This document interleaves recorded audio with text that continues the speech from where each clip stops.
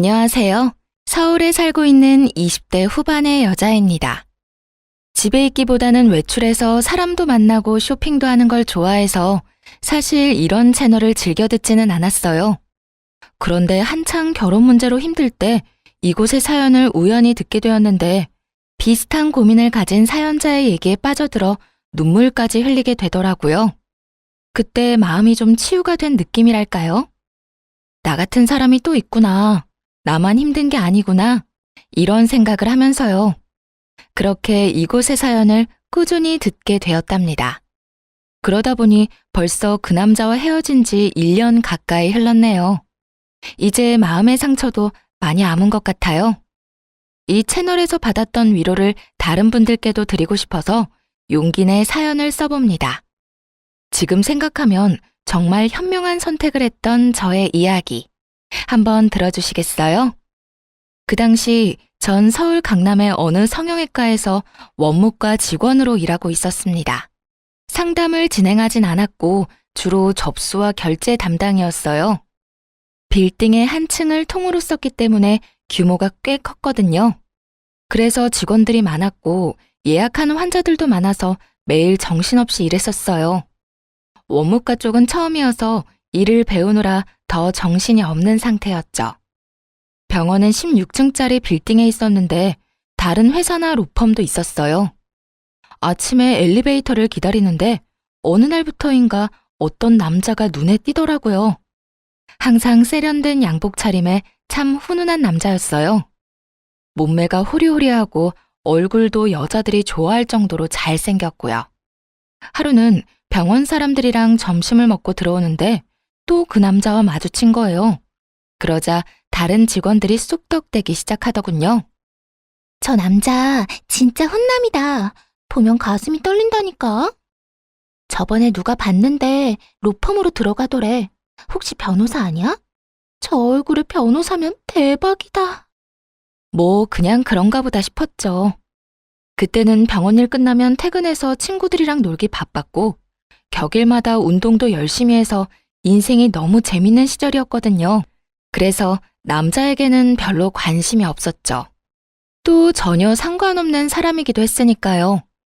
그런데 이상하게 자꾸 그 남자랑 눈이 마주치는 거예요. 나중에 안 거지만 그 남자가 제 쪽을 계속 쳐다봐서 그런 거였어요. 그로부터 한 달 정도 지났을까요? 퇴근하는데 비가 막 내리더라고요. 그래서 택시를 잡으려고 하는데 갑자기 누가 옆으로 쓱 다가오더군요. 놀라서 옆으로 얼른 피하고 보니 우산을 든 그 남자였어요. 혹시 버스 타시면 같이 정류장까지 가실래요? 전 버스 타러 가거든요. 네? 아니요. 전 여기서 그냥 택시 타려고요. 지금 막히는 시간이라 택시 타면 요금 엄청 나올 텐데. 어디까지 가시는데요? 집이 그렇게 멀지 않아서 괜찮아요.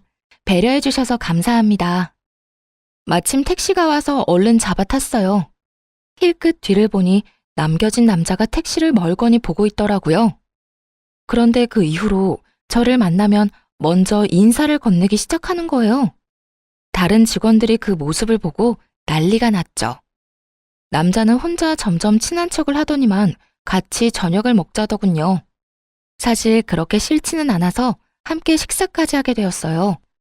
전 12층 로펌에서 일해요. 변호사 5년 차고요. 다른 거 하다가 다시 로스쿨 들어가서 공부하고 지금까지 일만 했어요. 그래서 그런가 여자친구 없이 지낸 지 엄청 오래됐네요. 아, 네. 근데 왜 그런 말을 하세요? 혹시 저한테 관심 있어요? 네. 몇 달 전부터 언제 말을 걸어야 하나 타이밍 보고 있었는데 몰랐어요. 이런 말 부끄럽지만 완전 제 스타일이거든요. 잘생긴 남자가 호감이 있다는데 싫은 여자는 없을 거예요. 하지만 처음에는 많이 망설였어요. 제가 좀 화려하게 생긴 스타일이라서 특히 남자들이 오해를 많이 하거든요. 남자친구가 많을 것 같다는 둥, 매일 나가 놀 것 같다는 둥. 그래서 그런지 어릴 때부터 사람을 사귈 때 경계를 많이 했어요. 그래도 남자친구가 조심스럽게 다가와준 덕분에 결국 마음의 문을 열고 사귀게 되었답니다. 사실 오래 사귈 거라고 생각은 안 했는데 진중하고 배려심 깊은 사람이더라고요. 늘 따뜻하게 대해주는 모습에 반해 그렇게 1년을 만나게 되었어요. 중간에 병원 일을 관두고 싶었던 순간도 많았는데 남자친구를 매일 볼 수 있는 직장이어서 그나마 참고 다니기도 했고요. 아직 어렸기 때문에 결혼은 전혀 생각하지도 않았는데 30대인 남자친구는 결혼 이야기를 자주 꺼내더라고요. 둘이 함께하는 미래에 대해서 자연스럽게 말하기도 하고요. 그래서 이렇게 사귀다가 이 남자랑 결혼하게 되는 건가 싶었죠. 근데 자기는 왜 매일같이 결혼 얘기를 해? 정작 나한테 프로포즈는 안 하면서. 자기도 결혼 생각하고 있어? 난 자기가 어리니까 기다리고 있었지. 사실 빨리 결혼해서 얼른 둘이 살고 싶어. 결혼이 무슨 소꿉장난도 아니고 준비할 게 많잖아. 부모님도 배워야 하고 서로 재산도 좀 맞춰보고 예산도 세워야 하고. 우리 예슬이 모은 돈 좀 있나 봐. 난 내가 다 해야 하나 걱정하고 있었는데 아무래도 자기 월급이 그렇게 많진 않을 거 아니야. 자기가 변호사긴 하지만 그렇게 많이는 못 벌지. 요즘 변호사들이 워낙 많으니까. 사실 그렇지. 예전처럼 많이 벌지는 못해. 그래도 너 하나는 내가 책임질 수 있어. 그렇게 말하는 남자친구를 보니 귀엽기도 하고 애틋하기도 하더라고요. 그래서 저도 자연스럽게 결혼에 대해 긍정적으로 생각하게 됐어요. 그 사이 남자친구한테 로맨틱한 프로포즈를 받아 승낙도 했고요. 앞으로 사랑하는 남자와 결혼해서 꽃길만 걸을 거라는 설렘으로 가득 차 있었죠. 지금 생각하면 참 어린애 같았지만요. 그러던 어느 날 남자친구가 심각하게 자기 집 얘기를 꺼내는 거예요. 나는 사실 엄마랑 둘이 살고 있어. 아버지가 나 대학생 때 갑자기 병으로 돌아가셔서 엄마가 우울증에 걸리셨거든. 로스쿨 다니느라 집도 팔아서 더 작은 집으로 이사 갔고 그나마 내가 변호사가 돼서 다행이지. 우리 엄마 그거 하나 보고 사셔. 그러셨구나. 난 그냥 평범한 집에서 자랐어. 자기한테 그런 아픔이 있는 줄 몰랐네. 그래도 이렇게 변호사까지 되고 대단한 거야, 정말. 저기, 내가 엄마한테 자기에 대해 말씀드려봤거든? 여자친구 있다고. 결혼 생각한다고 하니까 직업이랑 집안을 바로 물으시더라고. 그래서 아직 자세히 말씀은 못 드렸는데 자기 직업이 전문직은 아니니까 우리 엄마가 반대하실 수도 있을 거야. 어쩌면 좀 모질게 구실 수도 있고. 그래? 좀 걱정되긴 한다. 난 자기 어머님이 반대하시면 억지로 결혼할 마음은 없어. 자기 너무 냉정하게 말한다. 난 엄마를 어떻게 설득할지 고민하느라 머리가 터질 것 같은데. 저기, 나를 사랑하면 엄마가 모질게 대하더라도 좀 참아줄 수 없을까? 사실 자기가 공부 열심히 해서 좋은 직업 가졌으면 이런 걱정 안 했을 테니까. 남자친구가 이렇게 말하는데 좀 어이가 없더라고요. 병원에서 접수하는 일을 한다고 엄청 하찮게 여기는 느낌이었죠. 나에 대해 많이 아는 것도 아니면서 말이에요. 사실 남자친구에게 집안에 대한 작은 비밀을 숨기고 있었는데 그냥 다 말해버릴까 하다가 아직 때가 아닌 것 같아 입을 다물었어요. 어릴 때부터 주변 사람들한테 우리 집 얘기는 절대 안 했거든요. 친구들한테도 그냥 평범하게 산다고만 하고 이러쿵저러쿵 말한 적도 없어요. 남들한테 쓸데없는 말 하지 말라고 부모님이 항상 신신당부하셔서 그렇게 됐죠. 일단은 말을 아끼고 다시 만남을 이어가던 어느 날이었어요. 먼저 퇴근하고 건물 입구 앞에서 남자친구를 기다렸죠. 때마침 남자친구가 나오길래 인사하는데 어떤 중년 여자가 툭 치고 가는 거예요. 게다가 남자친구 이름을 크게 부르면서요. 한눈에 봐도 남자친구 엄마라는 걸 알 수 있었어요. 남자친구도 놀랐는지 제 쪽을 휙 쳐다보더라고요. 엄마, 여기까지 웬일이에요? 언제 끝날 줄 알고요. 전화를 미리 하시죠. 우리 변호사님 이렇게 퇴근한 거 보는 게 엄마 행복이야. 아휴, 멀리서 오는 거 보는데 너무 멋있더라. 무슨 아침 드라마 보는 줄 알았잖아. 아, 진짜 그만하세요. 민망하네. 엄마, 이쪽은 이예슬이에요. 내 여자친구. 이렇게 갑자기 만나서 좀 그렇다. 정식으로 날 잡아서 만나야 하는데. 응? 그러게. 그건 그렇고, 여기까지 왔는데 엄마랑 같이 집으로 가줄 거지?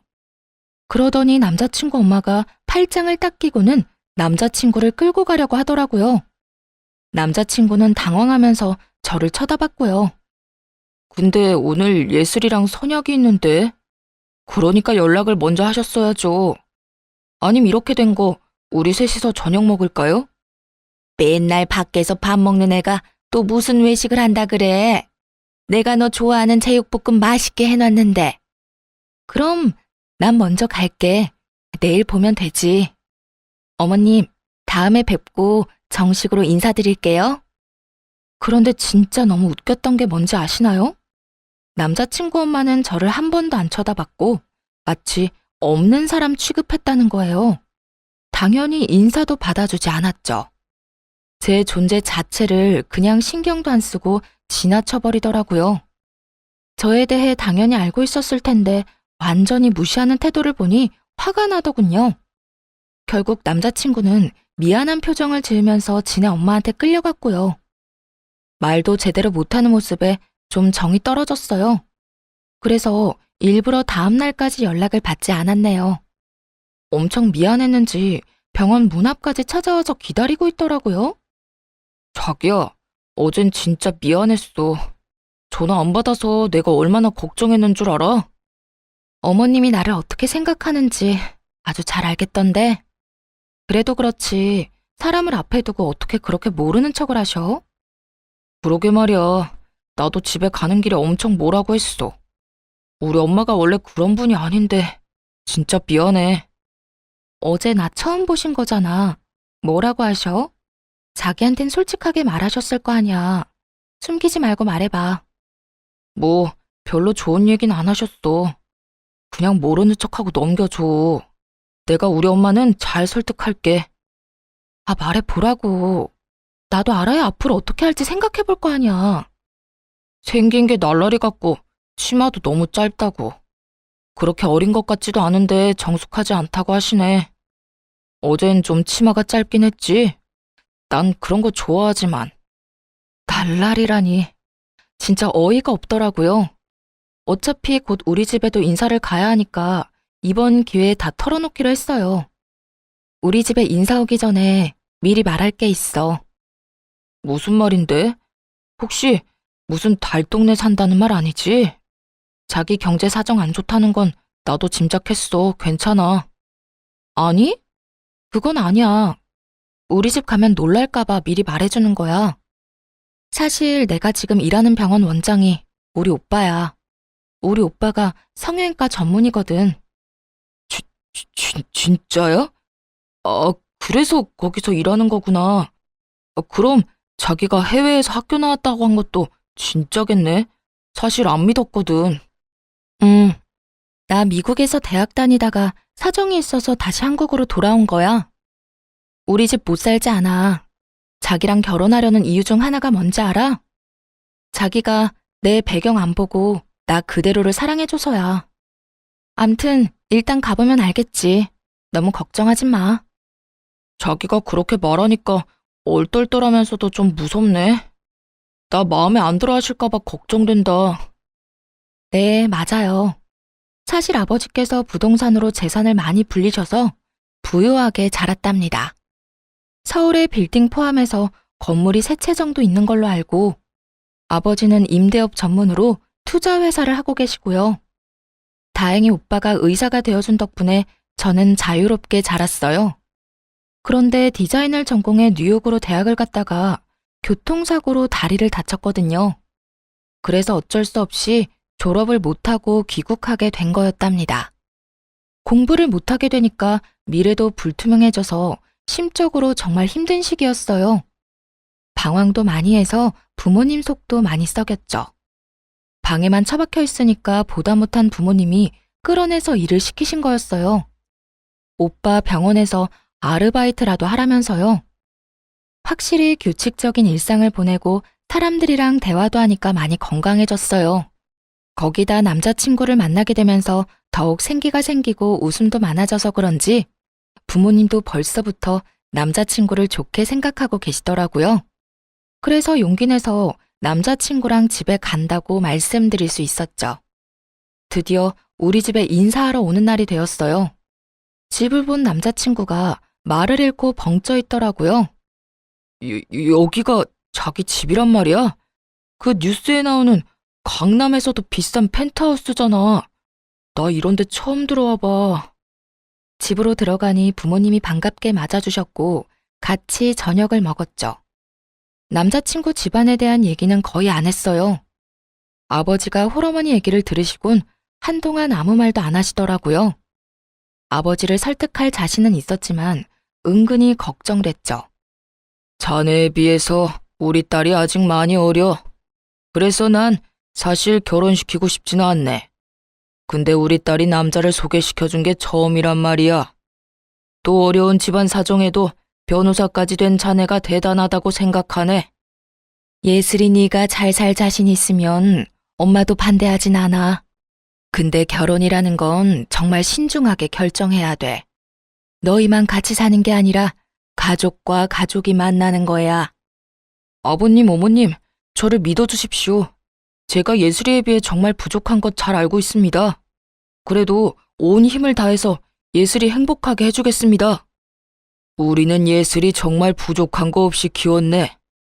근데 자네랑 결혼하면 고생하지는 않을까 걱정되는 건 사실이야.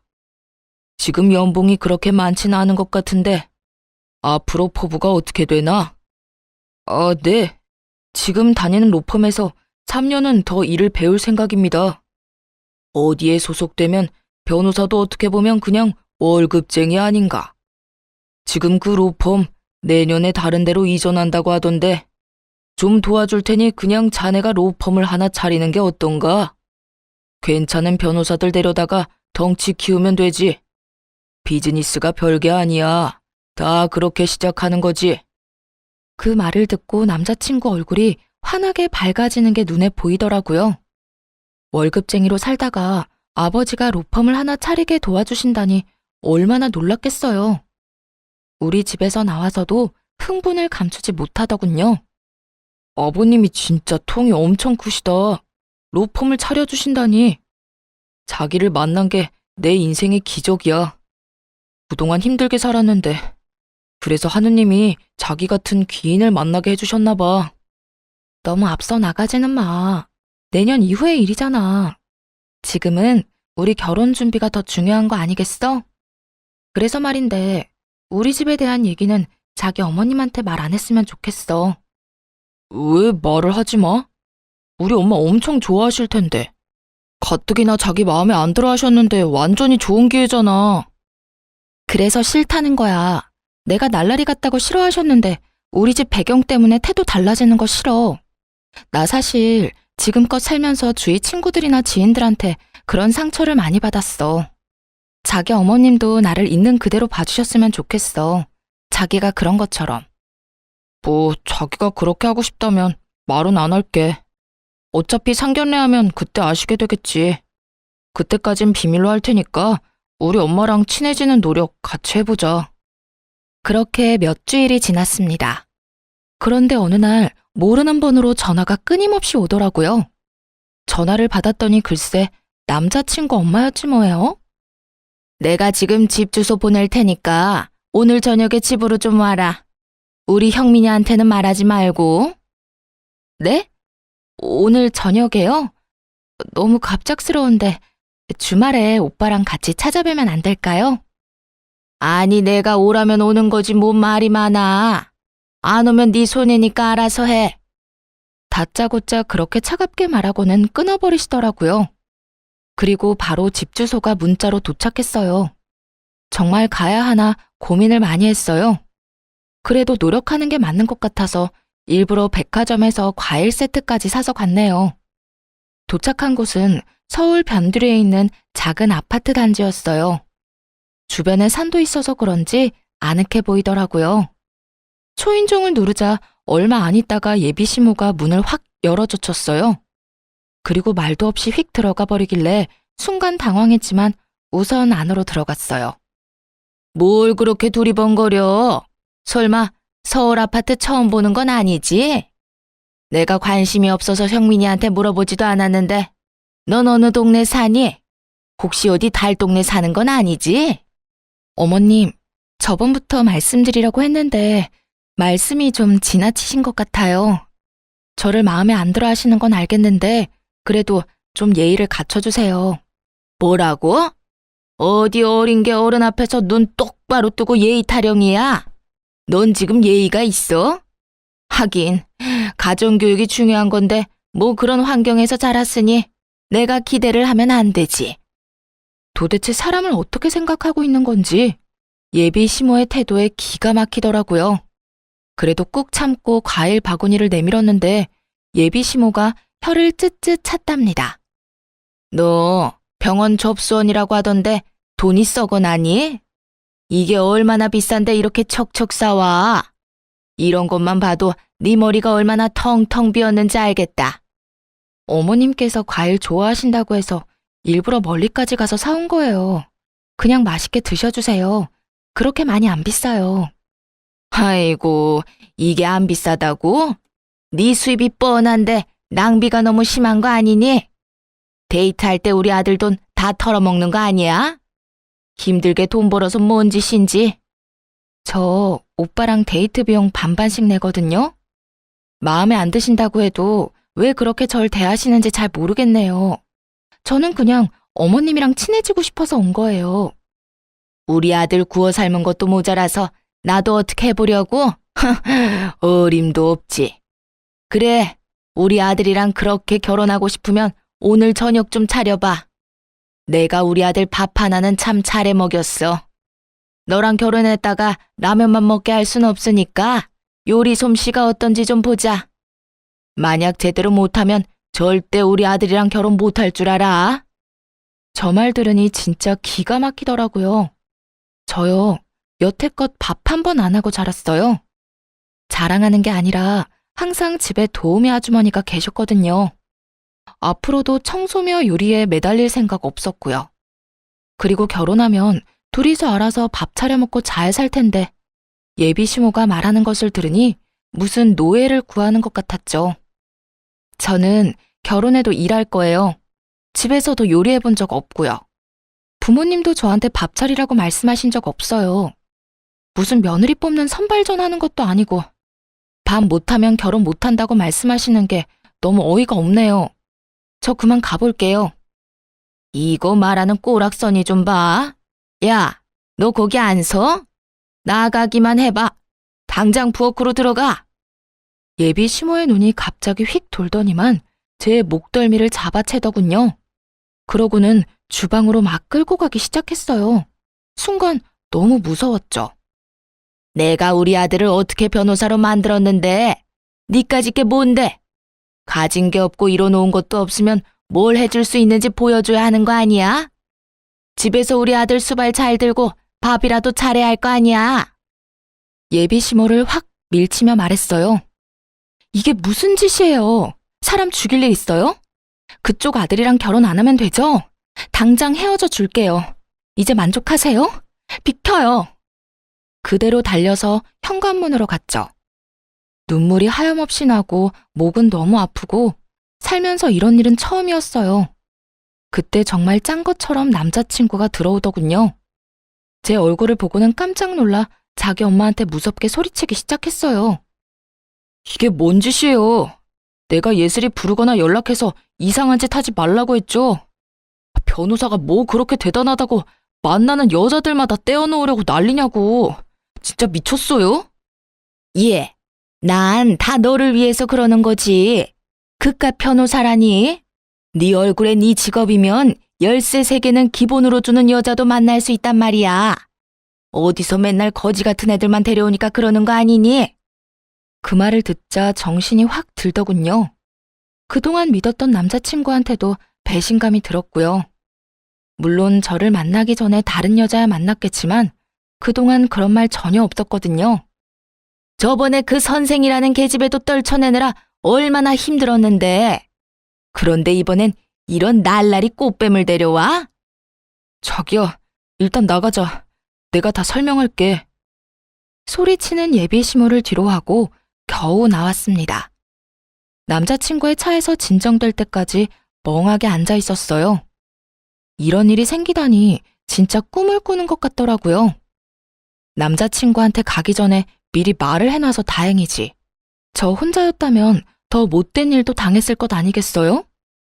엄마가 한 말은 너무 신경 쓰지 마. 내가 다 미안하다. 자기야, 이런 일로 나 버리는 거 아니지? 자기가 원하면 엄마랑 인연 끊고 살게. 진짜야. 나도 정말 지긋지긋해. 그래도 키워주신 엄만데 어떻게 천륜이 끊어지겠어.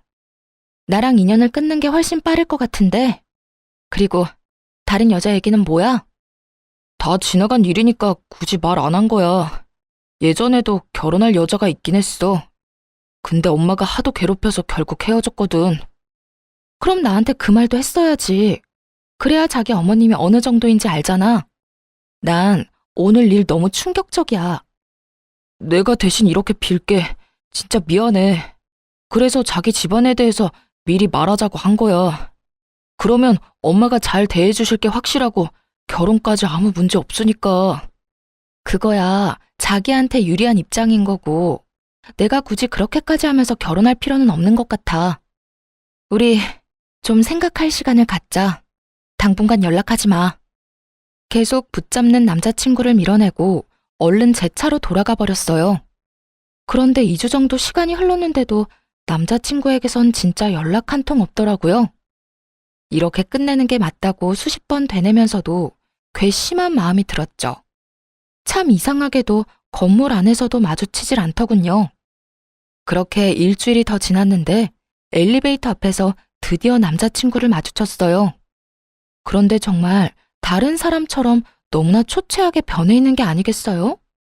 그 사람이 저를 보며 힘없이 씩 웃자 저도 모르게 눈물이 왈칵 쏟아지더라고요. 결국 그날 저녁에 만나서 얘기를 하게 됐죠. 나 2주 동안 병가 내고 사무실 못 나갔어. 자기랑 못 만나니까 진짜 지옥 같더라고. 병가를 다 써서 결국 다시 출근하는데 이번에는 자기 마주칠까봐 너무 무섭고 어떻게 해야 될지도 모르겠고. 남자가 뭐 그렇게 용기가 없어? 그렇게 나랑 결혼하고 싶으면 어떻게든 잡든지 행동하는 걸 보여줘야지. 자기가 나한테 과분한 사람인 걸 아는데 염치 없이 어떻게 그래? 그런 수모를 겪게 하면서까지 잡을 수는 없지. 그 순간에 진짜 이 남자를 사랑한다는 걸 느꼈던 것 같아요. 지금 생각하면 참 바보 같지만요. 어쨌든 사람 마음이 그렇게 무 자르듯이 잘리는 게 아니니까요. 사실 자기한테 말을 안 했는데 우리 엄마 때문에 너무 힘들었거든. 여기 빌딩 앞에서 자기 처음 봤던 날에 엄마가 무슨 짓을 했는 줄 알아? 당장 헤어지라고 난리치면서 수면제 털어먹는 신용까지 했어. 진짜야? 자기 어머님 진짜 대단하다. 아들 인생인데 도대체 왜 그렇게 집착하시는 거야? 아, 참 웃긴 게 뭔지 알아? 그게 처음도 아니라는 거야. 전에는 응급실 가서 쉬하고 난리도 아니었어. 근데 의사가 나한테 조용히 그러더라. 수면제가 아니라 비타민이었다고. 그래서 이젠 어머니가 그런 쇼를 해도 아무렇지도 않더라고. 사실 약이 아니라 비타민인 거 다 아니까. 미안하지만 그 말을 들으니까 난 더 이 결혼에 자신이 없어졌어. 어떻게 평생 자기 어머님을 견디면서 살겠어? 나랑 결혼하고 싶으면 자기가 확실히 해줘. 우리 집 얘기 안 하고 결혼 승낙 받아내. 그리고 절대 우리 결혼 생활에 터치 안 하시겠다고 확답 받아줘. 억지스러워 보여도 그게 내 조건이야. 그게 안 되면 앞으로 나한테 더한 요구도 할 뿐인 것 같아. 그러자 남자친구가 갑자기 무릎을 꿇더니 펑펑 울기 시작하더라고요. 내 평생 자기만큼 사랑한 여자는 없어. 자기를 지키기 위해서라면 뭐든지 할 거야. 어떻게든 엄마가 우리 일에 더 이상 참견 못하게 내가 확실히 정리할게. 나 조금만 기다려줘. 우리 안 헤어지는 거 맞지? 남자친구가 울면서 사정을 하기도 했고 저도 사랑하는 마음이 컸기에 우선은 일을 해결할 때까지 지켜보기로 했죠. 다시 만나니까 제 마음도 안정되는 게 느껴졌답니다. 그래도 사랑이 있으니 힘든 난관을 견딜 수 있을 거라는 순수한 믿음이 있었죠. 며칠 뒤 그 일이 있기 전까지는 말이죠. 병원에서 일하고 있는데 낯익은 여자가 저를 째려보며 들어오는 거예요. 눈을 다시 비비고 볼 정도로 이 상황이 믿기지가 않았어요. 맞아요. 남자친구의 어머니였어요. 그대로 얼어붙어서 예비 시모가 다가오는 걸 바라보고 있었죠. 예, 너 내가 좋게 해결하려고 했는데 가만히를 안 있는구나. 진짜 우리 아들하고 결혼을 한다. 이 말이지 감히. 예비 시모는 그 큰 병원에서 수십 명의 환자들에게 들으라는 듯 소리쳤어요. 놀라서 제 옆으로 다가온 다른 직원들이 예비 시모를 말리기 시작했죠. 무슨 일인지는 몰라도 나가주세요.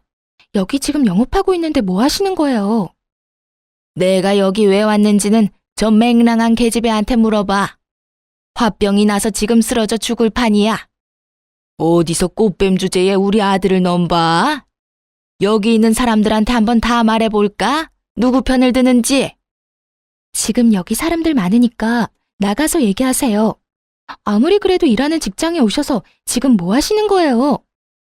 이까지 접수대에서 일하는 주제에 뭔 대단한 거 한다고. 너 대학이나 제대로 나왔어? 너 같은 애들 뻔하지.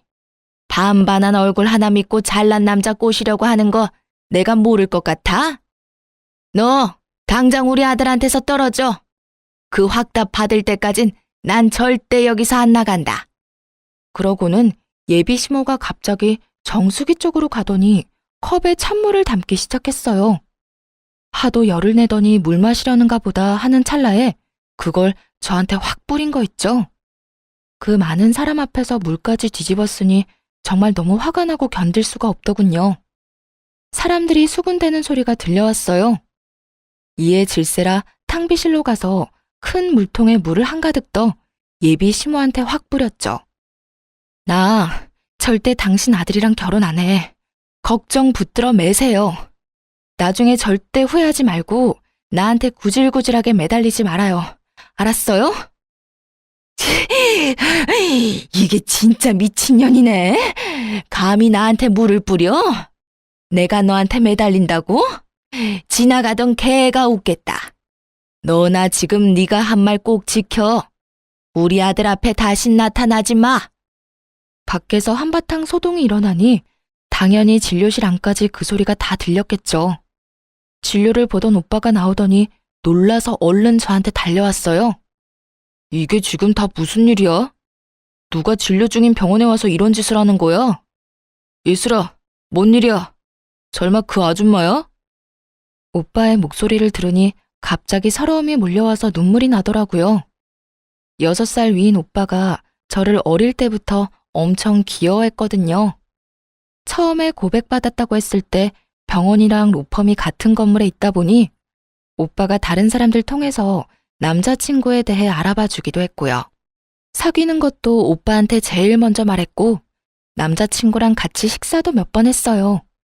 예비 시모에 대해서도 유일하게 알고 있는 사람이 우리 오빠였답니다. 그 집에서 큰일을 당하고 왔을 때 오빠가 엄청 화내면서 당장 헤어지라고 해서 그 후에 다시 남자친구를 만나는 것도 말 못했었어요. 그런데 오빠 병원에서 이런 일이 생겼으니 정말 너무 민망해서 미치겠더군요. 아줌마, 남의 병원에 와서 영업 방해, 기물 파손에 뭐 하는 짓이에요? 아들이 변호사라면서 법에 대해 잘 모르시나 보네. 지금 당장 고소당하고 싶어요? 네? 아니, 그게 아니고 여기서 일하는 직원이 꽃뱀이라고요. 그거 알고 있어요? 얘 당장 잘라요. 병원 이미지 나빠진다고. 뭔 말도 안 되는 소리를 하고 있어요. 그쪽이 여기서 물 뿌리고 난리쳐서 고소할 거라는데 우리 예슬이한테 한 짓도 명예훼손 처리할 거니까 당신 아들한테 잘해보라고 해요. 아니, 우리 아들 얘기가 왜 나와요? 그리고 우리 아들이 변호사인 건 의사 선생님이 어떻게 알아요? 아줌마, 얘가 내 하나밖에 없는 동생이에요. 알았어요? 그쪽 아들도 내가 몇 번 만났고 아줌마가 한 폐악질도 다 들어서 알고 있다고. 아주 간신히 참고 있는데 사람 열받게 하시네. 당장 여기서 안 나가요? 아이, 말도 안 돼. 얘가 친동생이라고요? 그럼 왜 말을 미리 안 했어? 오빠가 의사면 집에 돈 좀 있을 거 아니야? 미리 말했으면 내가 이렇게까진 안 했지. 그쪽이 이렇게 나올까봐 말 안 한 거예요. 아줌마, 내가 아까 말했죠? 나한테 매달리거나 후회하지 말라고. 그리고 하나 더 말해줄까요? 이 빌딩 우리 아빠 거예요. 너네 아버지 빌딩이라고? 아니, 그게 진짜야? 그럴 리가 없는데. 너 우리 아들이랑 결혼하려고 지금 의사 가운 입힌 사기꾼 앞세워서 쇼하는 거지? 생각하는 거 하고는. 아줌마, 아침 드라마 작작 봐요. 정확히 말해주면 이 빌딩 이제 우리 예슬이 거예요. 얼마 전에 증여해 주셨거든. 부모님이랑 내가 얼마나 애지중지하는데 아줌마가 뭔데 내 동생한테 몹쓸 짓을 해? 아, 진짜 안 되겠다. 너 오빠한테는 헤어졌다고 했잖아. 오빠가 한숨 쉬며 어디론가 전화를 걸었어요. 상대가 누구인지는 안 봐도 바로 알 수 있었죠. 5분도 안 돼서 사색이 된 남자친구가 뛰어왔는지 숨을 몰아쉬며 들어왔거든요. 남자친구는 자기 엄마 모습을 보고는 울상을 지었어요. 내가 제발 가만히 있으라고 했죠. 도대체 엄마가 뭔데 내 인생에 이래라 저래라 하냐고요. 내가 엄마 때문에 얼마나 불행한지 알아요? 도대체 어디까지 나를 끌어내릴 거냐고. 남자친구 엄마는 그 절규를 듣고 그제야 느낀 모양이었어요. 뭔가 상황이 심상치 않게 돌아간다는 것을요. 남자친구가 무릎을 꿇은 채 제 바지를 잡고 매달리며 울기 시작했어요. 그 모습을 보고 가슴이 아팠지만 이미 우리 관계는 돌이킬 수 없었죠. 자기한테 나쁜 감정은 없지만 우리는 결혼할 수 없을 것 같아. 이제 헤어지자. 나는 당신 어머님이랑 한 가족이 돼서 살 수가 없어. 제발 여기서 나가줘. 예슬아, 제발 나한테 한 번만 더 기회를 줘. 난 진짜 너를 사랑한다고. 얘 형민아, 너는 변호사가 이렇게 채통 없이 울면 어떡하니? 얼른 일어나. 근데 얘가 진짜 이 건물주 딸은 맞는 거니? 이제 와서 그게 중요해요? 나 예슬이랑 헤어지면 엄마랑도 연 끊고 살 거예요. 알았어요? 이제야 상황 파악이 됐는지 남자친구 엄마가 부드러운 목소리로 말하더군요. 예, 아가야. 내가 우리 아들을 생각하는 마음에 큰 실수를 한 것 같다. 우리 좀 진정이 되면 다시 얘기하자. 일하는 데 와서 미안하다. 오늘 이후로 다신 아줌마랑 마주칠 일 없을 거예요. 상황 다 알았으니까 이제 그만 가주세요. 지금 안 나가면 진짜 경찰 부릅니다. 강 과장님, 빨리 처리 좀 부탁드릴게요. 얼른 정리하고 정상 진료합시다.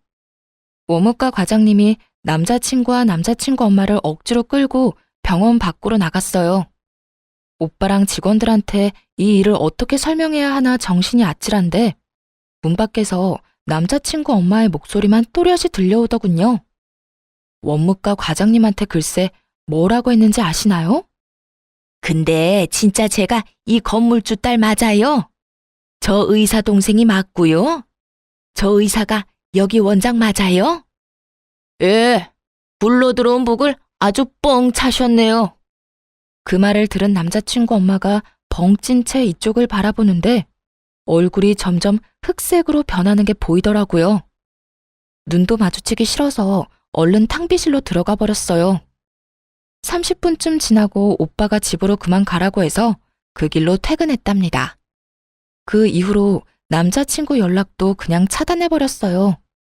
괜히 연락하고 변명을 들으면 미련 때문에 나쁜 선택을 할 것 같아서요. 오빠가 핸드폰 검사까지 하면서 완전히 뜯어말리기도 했고요. 한동안 남자친구 엄마가 다시 찾아올까봐 병원에 가지 않았는데 오빠도 아예 그만 일하는 게 좋겠다고 하더라고요. 그래서 짐도 챙겨오고 직원들에게 사과도 할 겸 마지막으로 병원에 갔죠. 그런데 어쩐지 쎄하더라니. 빌딩 앞에서 남자친구 엄마랑 딱 마주쳤지 뭐예요. 저를 발견하자마자 막 달려오더군요. 진짜 무슨 공포영화처럼 너무 무서워서 뒷걸음질까지 쳤네요. 그러더니 무턱대고 앞에서 무릎을 꿇었어요. 잠을 한숨도 못 잔 것처럼 머리는 엉망이고 옷도 엉망이고 말이죠. 아가야, 제발 나 좀 한 번만 봐주렴. 정말 미안하다. 우리 아들 한 번만 받아주면 내가 앞으로 네 앞에서 납작 엎드려서 살게. 응? 내가 우리 아들 일이라면 앞뒤 안 가리는 경향이 좀 있어. 잠깐 미쳤었나 봐, 아가야. 다 끝난 마당에 소름 끼치게 무슨 아가? 난 아줌마 얼굴 보는 것만으로도 끔찍해요. 내가 말하지 않았어요? 그쪽 아들이랑 다신 안 만날 거고 결혼도 안 할 거니까 나 찾아오지 말라고요. 그날 이후로 형민이가 짐 싸서 나가버렸어. 나한테 전화 한 통도 없고 그래서 잠도 못 자고 너한테 용서를 빌려고 매일 여기서 너만 기다렸단다, 아가야. 그 말이 더 소름 끼치네요. 나 다신 여기 안 올 거니까 앞으로 찾아오지 마요. 그리고 이제 다 끝난 사이지만 당신 아들은 당신 소유물이 아니에요. 아들 인생 망치지 말고 적당히 해요. 계속 따라오며 미안하다고 오는 그 여자를 떼어내느라 진짜 곤혹스러웠어요. 결국 빌딩 경비원분들한테 부탁해서야 겨우 쫓아버릴 수 있었죠. 그렇게 그 아줌마와의 악연은 다행히 끝낼 수가 있었어요. 전 남자친구와는 그 후 3개월 뒤에 한 번 만난 걸로 인연을 마무리했고요. 지금도 그 사람을 생각하면 마음 한편이 아려요. 차라리 절대 못 헤어진다고 악이라도 썼다면 정이 더 떨어졌을 텐데 그 사람은 제가 연락할 때까지 한 번도 연락하지 않더라고요. 오빠를 통해 그 사람이 로펌을 그만뒀다는 사실을 알게 됐지만 연락하진 않았어요. 그런데 어느 날 그 사람에게서 메시지가 왔더군요. 물론 바보 같은 건 알지만 그래도 한 번 만나서 마무리를 짓고 싶더라고요. 자주 가던 공원에서 만나서 어색하게 얘기를 이어나갔죠. 우리 엄마가 병원 앞에서 매일 너 기다렸단 소리 들었어. 정말 미안해. 내가 알아서 해결했어야 했는데. 우리 엄마 아직도 나한테 별 미친 소리를 매일같이 하고 있어. 너 잡으라고 돈 많은 며느리 놓쳐서 평생 제정신으로 못 살겠다고. 나도 병원 오래 안 나갔다가 딱 한 번 갔어. 매일 기다리고 있는 줄은 몰랐지 뭐. 이제 다 끝난 일이야. 예슬아, 너무 미안해서 차마 돌아오라는 말은 하지 못하겠어. 근데 진짜 내 욕심으로 한 번만 다시 잡고 싶다. 나 엄마 집에서 나와서 혼자 살고 있어. 평생 엄마 안 보고 산다고 해도 나한텐 기회가 없을까? 나도 오빠한테 나쁜 감정은 없어. 그래서 더 힘들어. 부모님한테 제대로 말도 못하고 그냥 헤어졌다고만 했지만 나도 진짜 힘들다고. 근데 나는 오빠 어머님 얼굴을 다신 볼 자신이 없어. 영 끊겠다고 하지만 오빠랑 있는 동안은 어찌됐든 소식을 듣게 될 거잖아. 난 오빠보다 내 인생이 더 중요해. 그래, 잘 알고 있어. 마지막으로 나도 욕심 부려본 거야. 앞으로 좋은 사람 만나서 행복하게 살아.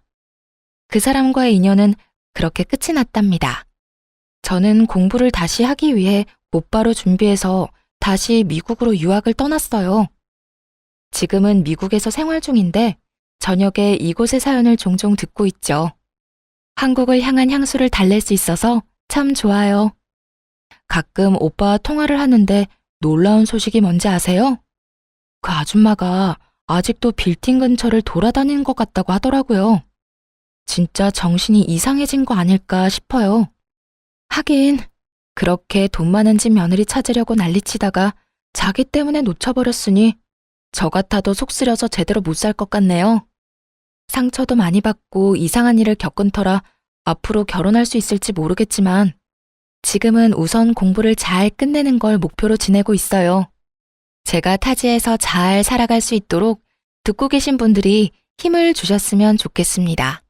이야기 들어주셔서 감사드리고 좋은 날만 가득하시길